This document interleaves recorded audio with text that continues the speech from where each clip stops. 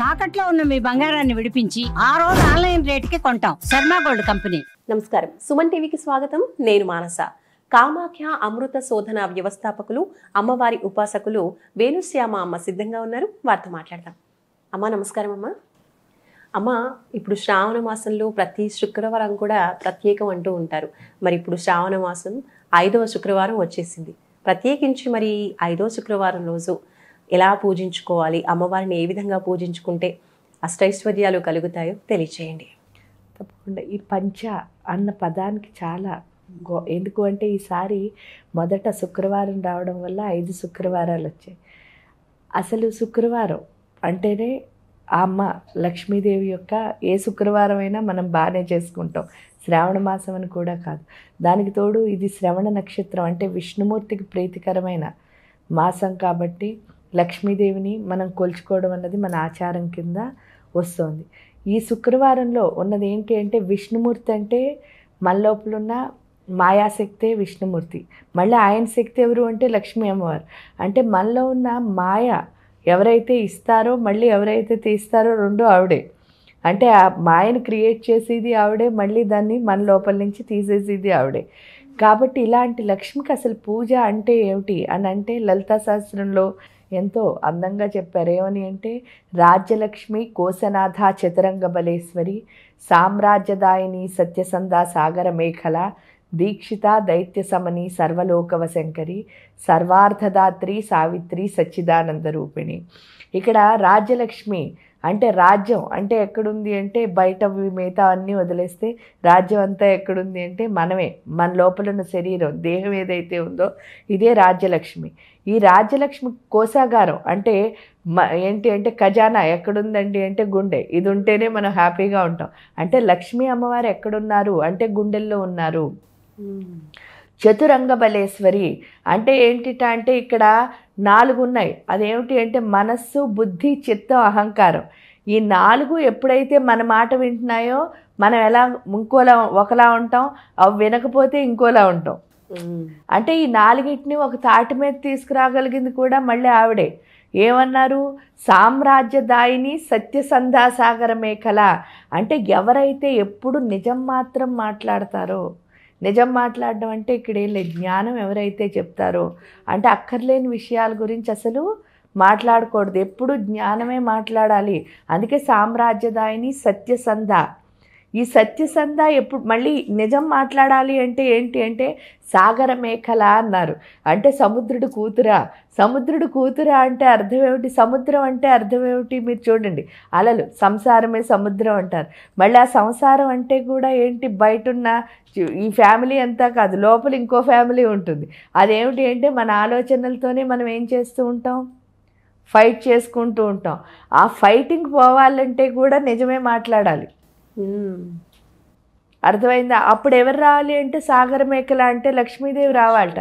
లక్ష్మి గుండెల్లోకి వస్తేనే మన లోపలున్న ఆ యొక్క అబద్ధాలన్నీ పోయి నిజం అంటే అప్పటి వరకు అబద్ధం అంటే ఇక్కడేం లేదు, అట్రాక్షన్స్. మనకు అక్కర్లేని అట్రాక్షన్స్ అన్నీ ఉన్నాయి కదా, అది కావాలి ఇది కావాలి ఇది కావాలి. అవన్నీ ఎప్పుడొచ్చాయో ప్యూరిటీ అన్నది పోతుంది. అంటే ప్రేమించే లక్షణం లేదు. ఎప్పుడైతే ప్రేమగా ఉంటామో అప్పుడే నిజం మాట్లాడగలుగుతాం. అది ఇక్కడ లక్ష్మి నేర్పిస్తే ఏమన్నారు? దీక్షిత దైత్య సమని. మళ్ళీ అది ఎలా వస్తుంది అంటే నిజం మాట్లాడాలి అని సాగరుని మేకలు కోరుకున్నప్పుడు, అంటే సాగరుడు కూతుర్ని కోరుకున్నప్పుడు అది ఎలా వస్తుంది అంటే దీక్షిత దైత్య సమని. దీక్షిత, దీక్షత్వం అంటే అర్థం ఏమిటి అంటే కమిట్మెంట్. ఎప్పుడైనా సరే ఒక కమిట్మెంట్ ఉండాలి. అంటే నేను ఇది చేస్తాను అంటే అది చేసే స్థితి. అది ఎలా వస్తుంది అంటే మామూలుగా ఆధ్యాత్మిక సాధనల ద్వారా తెచ్చుకోవచ్చు. లేదా కొంతమందికి అసలు గుండె స్ట్రాంగ్గా ఉండి వాళ్ళు అనుకున్నది అనుకున్నట్టు చేసేవాడు. ఎందుకు అంటే ఆదేవి సర్వభూతేషు వృత్తి రూపేణ సంస్థిత. మనం చేస్తున్న పనే దేవుడు. అది ఏదైనా సరే మనం చేస్తున్న పనే పూజ. అది అర్థమైందా? ఎప్పుడైతే దాన్ని అది ఎప్పుడు అంటే ఇక్కడ 2 ఉంటాయి. ఒకటి ఫ్యాషన్ అంటారు, 2 ప్యాషన్ అంటారు. ఫ్యాషన్ అంటే అర్థం ఏమిటి అంటే ఇక్కడ నాకు ఏదో వస్తుంది కాబట్టి ఇది చేస్తున్నాను అన్నది ఫ్యాషన్. ప్రాపంచిక విషయాలు ఏదైనా ప్రాపంచికం అని కాదు, ఇది వస్తే ఇచ్చేస్తాను. ఇప్పుడు చూడండి, జాబ్ ఎందుకు చేస్తున్నావు అంటే వాడు జీతం ఇస్తున్నాడు కాబట్టి చేస్తున్నాను. అది ఎప్పుడు ఫ్యాషనే. ప్యాషన్ అంటే అర్థం ఏమిటి అంటే ఏ వచ్చినా రాకపోయినా నాకు హ్యాపీ అంతే, నేను చేసుకుంటూ పోతాను. వచ్చేది వస్తుంది, రాంది రాదు. అక్కడ ఏది ఆశించడం ఉండదు, హాయిగా చేసుకుంటూ వెళ్ళే ఆ ప్యాషన్ ఎవరికి ఉంటుందో అదే దీక్షత్వం అంటే. కమిట్మెంట్ అయ్యి అంటే ఏంటి అంటే నేను అనుకున్నది సాధించాలి అనుకున్నప్పుడు ఇంకా అక్కడ ఏది వస్తుంది, లాభ నష్టాలు ఇవన్నీ ఉండవు, హ్యాపీగా చేసుకుంటూ వెళ్ళిపోయే స్థితి. అది ఎవరైతే చేయగలుగుతారో దైత్య సమని అంటే రాక్షసులు పడుకుంటారట. రాక్షసులు పడుకోవడం అంటే రాక్షసులు ఎక్కడున్నారండి అంటే మన మందబుద్ధి బండాసురుడు, మనలో ఉన్న అహంకార మమకారాలు చండముండులు, ఇలా ఏంటి అంటే రక్తబీజులు అంటే మనలో ఉన్న కోరికలు. సో వీళ్ళందరూ పడుకుంటారు. అంటే వాళ్ళెవరో మనకి రాక్షసుల కింద చూపించి ఇలా చంపేసింది దేవత అని చెప్పడం అంటే అర్థం ఏమిటి అంటే మీరు ఒక దాన్ని ఎంత కమిట్ అయి ఉంటారో అంత బాగా ఈ రాక్షసులందరూ పడుకుని ఉంటారు. ఎప్పుడైతే మనలో ఉన్న రాక్షసత్వం అంతా పడుకునుందో సర్వార్థదాత్రి సావిత్రి సచ్చిదానంద రూపిణి అంటే ప్రతి అర్థము మీరు కోరుకున్నవన్నీ, మీరు ఎంత కమిట్ అయి ఉంటారో మీరు కోరుకున్నవన్నీ ఆటోమేటిక్గా అవే వస్తాయి. ఎప్పుడు వచ్చాయో సావిత్రి, ఆవిడ పేరేంటి సావిత్రిట. సావిత్రి అంటే ఏంటి అంటే ఎప్పుడు హ్యాపీ ఇస్తుందిట, ఎప్పుడు ఆనందం ఎవరైతే ఇస్తారో అదే లక్ష్మి. అందుకే చూడండి విష్ణుమూర్తి తమోగుణ సంపన్నుడు, ఆయన చేసే పని ఏంటి అంటే రాక్షసులను చంపడం అని అంటారు. అంటే ఏ రాక్షసుడినైనా విష్ణుమూర్తి చంపాడనే చెప్తారు. కానీ విష్ణుమూర్తి ఒక్కడికే కోపం వచ్చిందని మీరు ఏ పురాణాల్లోనూ ఎక్కడా చూడరు.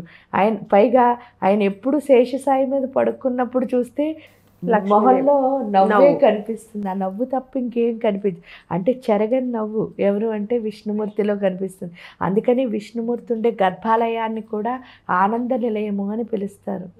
అంటే అంత ఆనందంగా ఎందుకున్నాడు అంటే ఆయన పక్కన ఎవరున్నారు, లక్ష్మీ అమ్మవారు ఉంది.